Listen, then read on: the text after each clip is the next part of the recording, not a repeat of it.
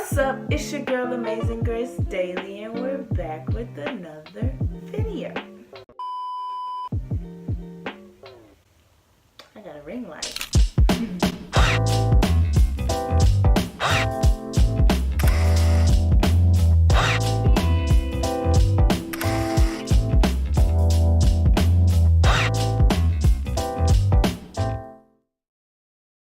So today I want to make a video about growing up as a pastor's daughter. First, let me start off by saying I am a Christian. I grew up in holiness Christianity. I have to break that down because there are many Christian religions or Christianity religions. It's kind of hard to explain because it's the same basics of Christianity, but they really followed the righteous path to the T. Growing up as a pastor's daughter for me was a very simple and mostly sheltered life. All I knew from the age of me being born until 19 was church. I probably maybe missed a handful. I could count on my one hand how many times I've missed service. We were always at church 3 days a week for many years, for a long time. A lot of memories from me as a child is either me being at church or me going to school.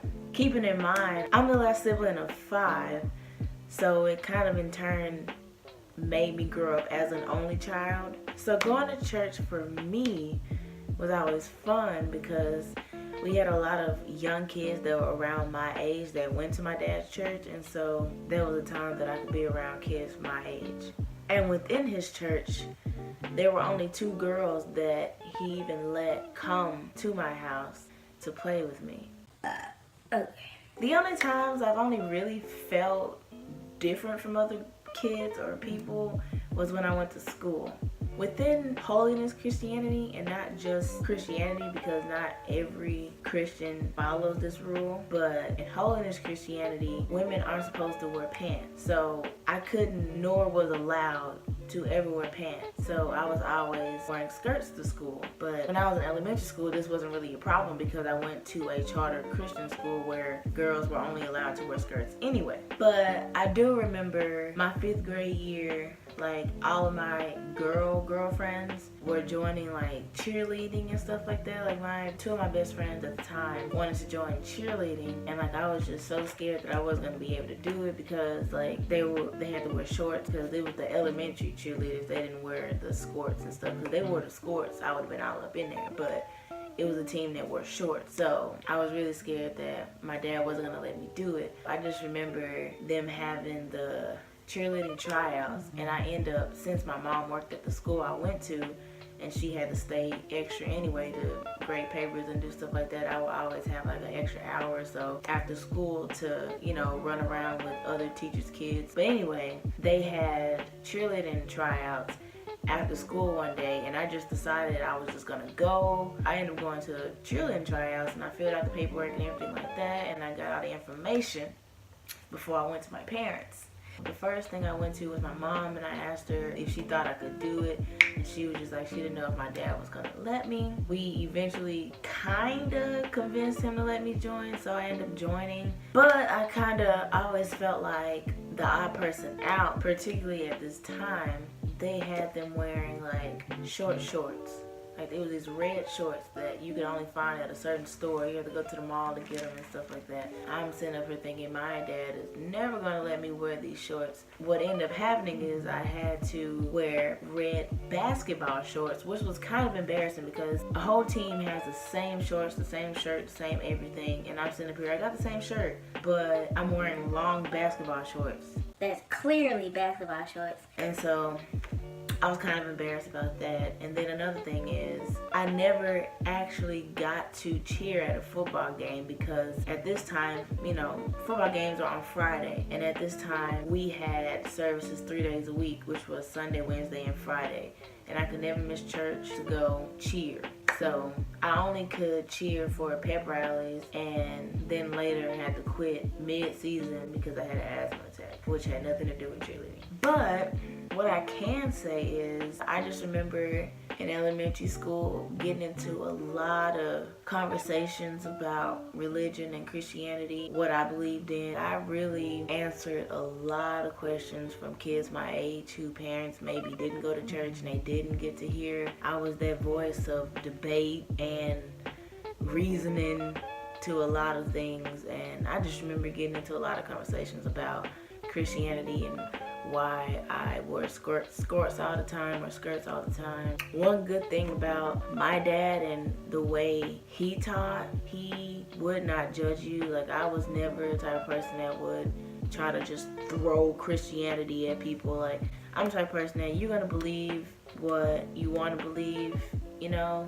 but I can tell you what I believe and I can tell you my views on life, and if they're different from yours, that's fine. My first year of high school, 9th grade year, all of my close friends joined or wanted to join band. So I finally convinced my dad to let me join band, which took a lot of doing because, as you know, marching band, they have a suit that they have to wear, and in that suit, females and males wear the same suit, and they have pants in the suit. But in my parents' day, my dad was a basketball star in high school. My mom was a track star. I really couldn't do sports because in sports you have to wear pants, or you have to wear shorts, or you have to wear this, you have to wear that. And so I just felt like I deserved to be in the band, because if I'm not going to do sports, then I need to do something. I took that opportunity to learn how to play a trumpet. And it also was a plus for me because by this time when I got in high school, we stopped Friday services. And because of band, I got to take my first real road trip outside of Texas to Louisiana,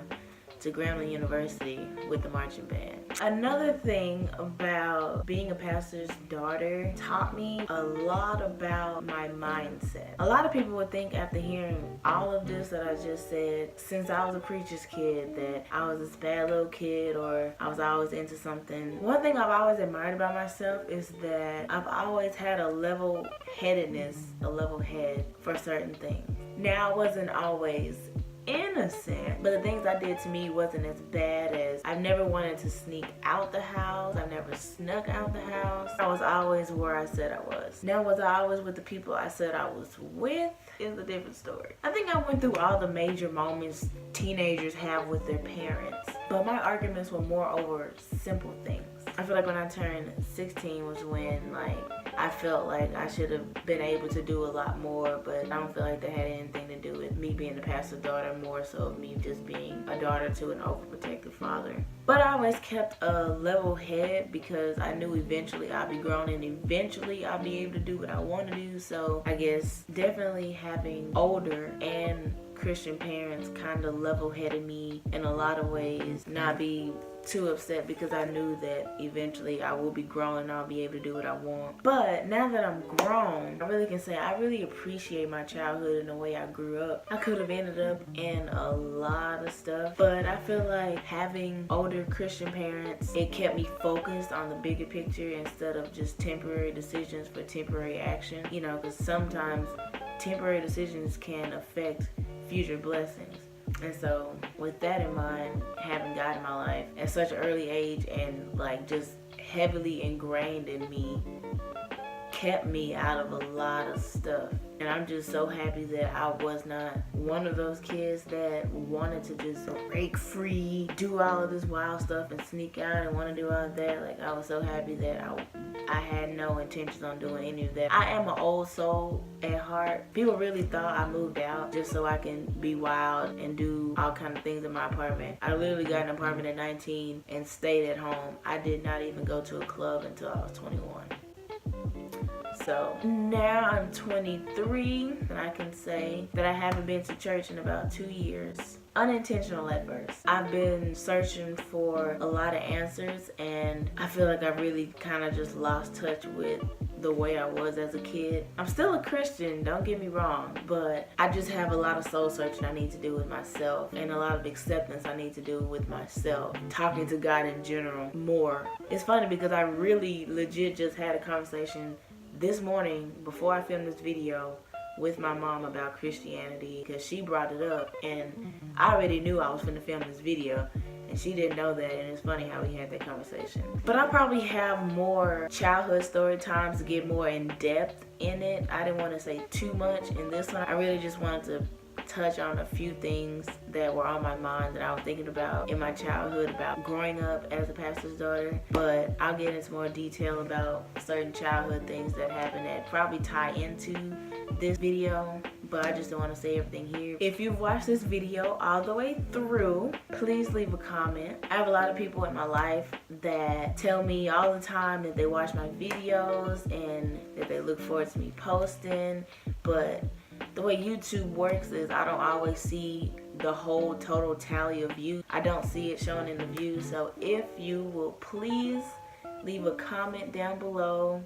You can just leave your favorite emoji if you want to, but just to let me know that how many people are actually watching my videos and actually are going to engage with me in my video content. It would be a really good help for me. Also, like this video if you liked it, and share this video with people you know. After you do all that, you can follow me on all of my social medias is in the next card and in the description below. I will catch y'all in another video.